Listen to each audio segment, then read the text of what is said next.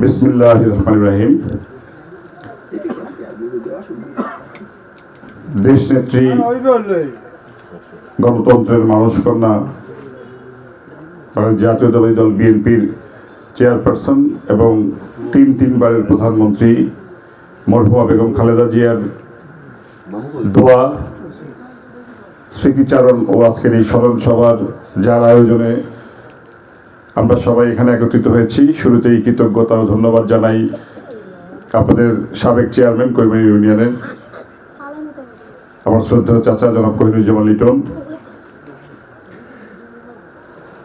এখানে বাংলাদেশ জাতীয়তাবাদী দল বিএনপির আমার পিতৃসম অগ্রজ নেতৃবৃন্দ এখানে উপস্থিত আছেন। জলঢাকা উপজেলা বিএনপির সাবেক সাধারণ সম্পাদক, বর্তমানে জেলা কমিটির সদস্য জনাব মইনুল ইসলাম, জনাব সাবেক সাধারণ সম্পাদক জনাব মালিকুজ্জামান দদুল, জেলা কমিটির যুগ্ম সম্পাদক জনাব খুরশিদ আলম আলো, আমাদের জলঢাকা উপজেলা বিএনপির সাবেক সহসভাপতি আমার শ্রদ্ধেয় বড় ভাই জনাব শফিকুল ইসলাম সবুজ, আমার মামা হারুনুর রশিদ জোয়ারদার থেকে শুরু করে আসলে সময় সাবেক সাধারণ সম্পাদক অধ্যাপক মনোয়ার হোসেন, উনিও একজন দক্ষ সংগঠক। আমি ক্ষমা চেয়ে নিচ্ছি, তো সবাইকে আমি মেনশন করতে পারতেছি না। প্রত্যেকের প্রতি রইল আমার সালাম, আসসালামু আলাইকুম, এবং সনাতনী ভাইদের প্রতি রইল আদাব এবং শুভেচ্ছা। আসলে হয়তো আমরা যদি খুব আনন্দ চিত্তে এরকম একটি পরিসরে সবাইকে নিয়ে বসতে পারতাম, তাহলে তো মন খুলে কথা বলতে পারতাম, আমাদের সবাইকে ভালো লাগতো। কিন্তু আমাদের উদ্দেশ্যটা, যে উদ্দেশ্য আমরা আসলে এখানে মিলিত হয়েছি, আমাদের প্রিয় নেত্রীকে যে হারানোর বেদনা, এটা কিন্তু আসলে এত সহজে পূরণ হবার নয়। বাংলাদেশ হয়তো বা ইতিহাসে আর কোনোদিন আরেকজন খালেদা জিয়া পাবেন কিনা, এটা একমাত্র ইতিহাসেই বলে দিতে পারে। কারণ আমরা হয়তো বলার সময় খুব সহজেই বলে ফেলি খালেদা জিয়ার ত্যাগ। আসলে বেগম খালেদা জিয়ার কি ত্যাগ, এটা আসলে সবাই যদি নিজের জীবন দিয়ে তার জীবনে যতগুলি ঘটনা ঘটেছে, এরকম একটি ঘটনা যদি আমাদের ব্যক্তিগত জীবনে ঘটে যেত এবং আমরা যদি সেটা ফেস করতাম, তাহলে বুঝতাম আসলে তার ত্যাগের গুরুত্বটা কতটুকু। উনি যে বয়সে একজন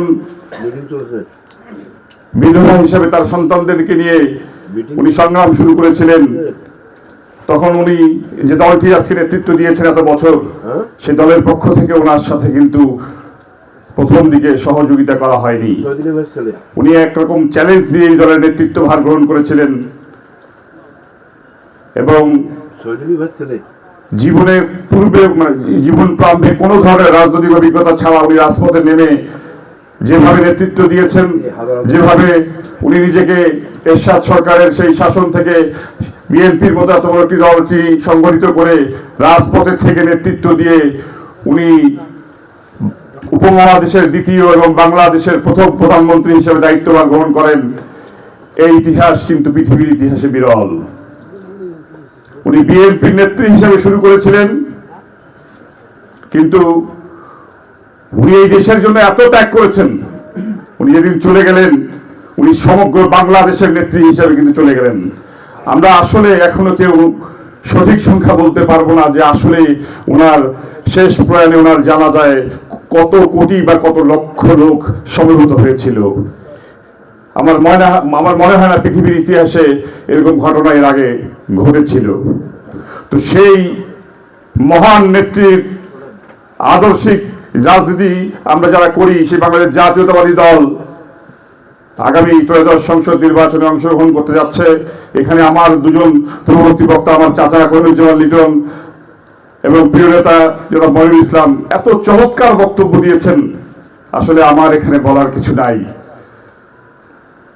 আমি দু একটি কথা বলে, যেহেতু এখানে কিন্তু আরো অনেক সিনিয়র নেতৃবৃন্দ ছিলেন, আপনাদের যাতে কষ্ট না হয়, অনেক মুরব্বী আছেন, বিভিন্ন জায়গা থেকে আপনারা এসেছেন শীতের রাতে কষ্ট করে, এই জন্য আমরা অনুষ্ঠান খুব তাড়াতাড়ি শেষ করে দেবো দেখে হয়তো আমাকে সুযোগ দেওয়া হয়েছে দু একটি কথা বলার জন্য। তো আমি আসলে শুধু এতটুকু কথা বলতে চাই যে আপনার এই কৈমারী বাজারটা দেখলে আমার খুব কষ্ট লাগে। অনেক এখানে এমপি নির্বাচিত হয়েছে, অনেককেই আপনারা ভোট দিয়েছেন, কিন্তু কৈমারীর প্রতি আসলে কেউ নজর দেয় নাই। আমার খুব ইচ্ছা যে এটা একটা আধুনিক আধুনিক ধরনের আধুনিক সংস্করণের একটা মফস্বল হলেও যেন এখানে একটা বাণিজ্য নগরী গড়ে ওঠে এবং সেটা যেন আমার আব্বা আল্লাহ শহীদের হাত দিয়ে ঘরে ওঠে, যদি আপনারা তাকে ভোট দেন।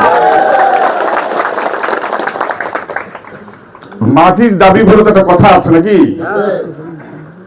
উনি দুইবার এখানে উপজেলা পরিষদ নির্বাচন করেছেন, আপনারা কেউ ভোট দিতে কার্পণ্য করেন নাই। আমি আপনাদের কাছে চিরকৃতজ্ঞ, কারণ আপনারা আপনাদের সন্তানকে সম্মানিত করেছেন এবং সেও কিন্তু দায়িত্ব পালন করেছে। উনি নিজে সাক্ষী, আপনাদের সামনে সাক্ষী দিল যে সে কিন্তু তার ক্ষমতার কোনো ধরনের অপব্যবহার করে নাই। সে পরীক্ষা দিয়েছে এবং দুইবার পরীক্ষায় কিন্তু সফলতার সাথে পাশ করেছে। কি বলেন?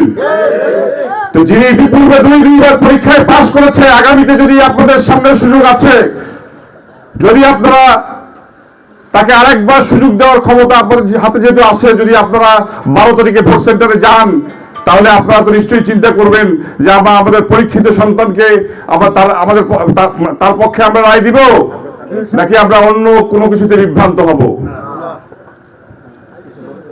ভাই আওয়াজ দেন, আওয়াজ দেন।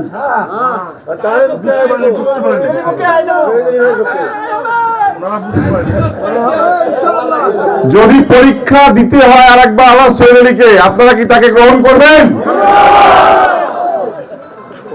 এখন আমাদের নির্বাচনী বিধিনিষেধ আছে, এই জন্য আমি সরাসরি তার পক্ষে ভোটও চাইতে পারবো না, তার মার্কার নামও কিন্তু বলতে পারবো না। কিন্তু এই যে এখানে আমরা কেন সমবেত হয়েছি, একটা উদ্দেশ্য তো আছে। তো আমি আমার আব্বার জন্য আপনাদের কাছে দোয়া চাবো, আমার জন্য দোয়া চাবো, এখানে বিএনপির নেতৃবৃন্দ যারা আছে তাদের জন্য দোয়া চাবো, আমার দেশনেত্রী বেগম খালেদা জিয়ার জন্য তো আপনারা একটু আগেই সবাই মিলে একসাথে দোয়া করেছি। আমরা আর অবহেলিত, বঞ্চিত, নিপীড়িত থাকতে চাই না। চাই তো যদি আমরা অবহেলিত, বঞ্চিত, নিপীড়িত থাকতে না চাই, তাহলে তো আমাদের এখানে একজন সরকার দলীয় সংসদ সদস্য প্রয়োজন। এখন আমার পূর্ববর্তী বক্তা আমার চাচা কিন্তু বলে গেছেন যে বাংলাদেশের বর্তমান প্রেক্ষাপটে আগামীতে সরকারে কোন দল যাবে আপনারা সবাই বোঝেন। সবার হাতে অ্যান্ড্রয়েড ফোন আছে, সবার বাড়িতে টেলিভিশন আছে। তো আমরা যদি এবার সিদ্ধান্ত নিতে ভুল করি, তাহলে কিন্তু আজকে রাস্তায় 1 হাঁটু কাদা আছে, যাওয়া যাচ্ছে, এরপরে কিন্তু কইমারি দিয়ে মনে হয় কেউ আর যাইতে পারবে না। পারবে? যদি আমাদের স্থানীয় একজন সন্তান এখানকার নির্বাচিত প্রতিনিধি হয়, তা তিনি ছাড়া মনে হয় কেউ এই কইমারির সমস্যা সমাধান করতে পারবে না, আমি বলে দিলাম। তো আগামীতে কইমারির মতো অবহেলিত জলঢাকার প্রতিটি অবহেলিত অঞ্চলকে যদি আমরা উন্নত করতে চাই, সমৃদ্ধ করতে চাই, শিক্ষার মান, স্বাস্থ্য, চিকিৎসা এবং দুর্নীতি মুক্ত করতে চাই, সর্বোপরি জলঢাকার মানুষের যে আইনি সহায়তা, যে আইনগত অধিকার, সেটা যদি রক্ষা করতে চাই, আমার মনে হয় একজন আলহাজ শহীদ আলীর প্রয়োজন আছে। তিনি যে দলের যে মতের হোক না কেন,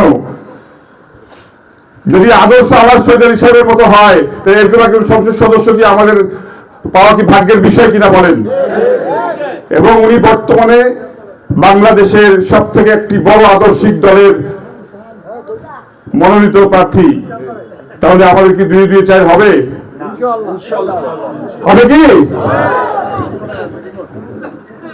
আমার মনে হয় আমরা সবাই ভোট সেন্টারে যাওয়ার জন্য উদ্গ্রীব হয়ে আছি। আপনাদের চোখের ভাষা আমি পড়তে পারতেছি। আপনারা দয়া করে যারা গুজব ছড়াচ্ছে, বিভ্রান্তি ছড়াচ্ছে এবং সমাজে বিশৃঙ্খলা তৈরি করার জন্য প্রতিনিয়ত নানান ষড়যন্ত্র করতেছে, শহীদ আলী সাহেবকে বদনাম করার চেষ্টা করতেছে, এগুলো আপনারা প্রতিহত করবেন, প্রতিবাদ করবেন, কিন্তু কোনো অস্ত্রের মাধ্যমে না। আমাদের অস্ত্র হচ্ছে ব্যালট। এর থেকে আর বেশি আমি আবেদন করলাম না। ব্যালটটা হাতে নিয়ে চিন্তা করে আপনারা আপনাদের রায় দিবেন। সবাইকে ধন্যবাদ জানিয়ে, আজকের এই অনুষ্ঠানে যারা আয়োজন করেছেন তাদেরকে ধন্যবাদ জানিয়ে এবং 12 তারিখ পর্যন্ত আপনাদের প্রত্যেকের আবার সুস্থতা কামনা করে আমি আমার বক্তব্য এখানে শেষ করছি। আসসালামু আলাইকুম ওয়া রাহমাতুল্লাহ।